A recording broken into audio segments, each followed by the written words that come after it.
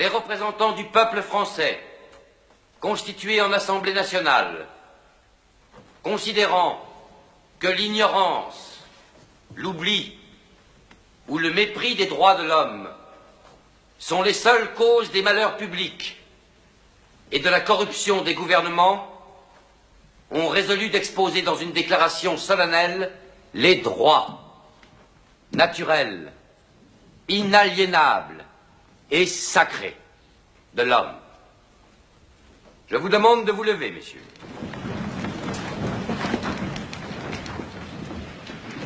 Article 1er.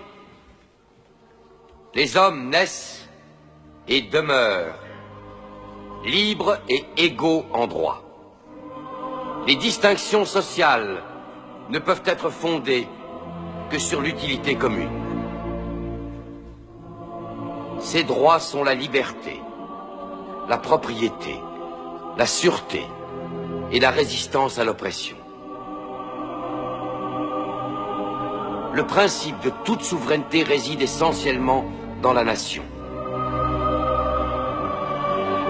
La loi n'a le droit de défendre que les activités nuisibles à la société.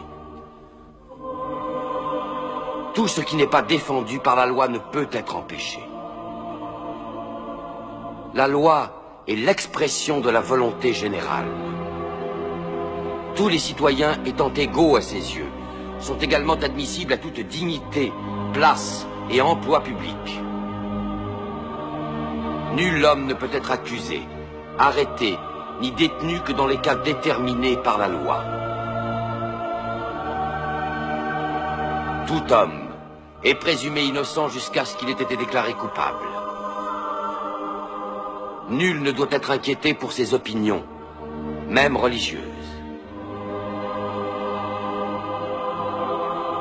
La libre communication des pensées et des opinions est un des droits les plus précieux de l'homme.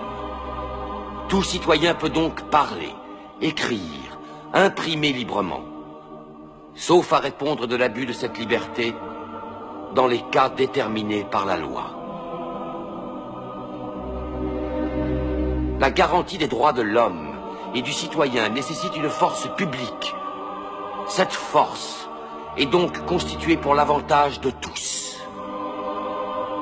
La propriété étant un droit inviolable et sacré, nul ne peut en être privé, si ce n'est lorsque la nécessité publique, légalement constatée, l'exige évidemment.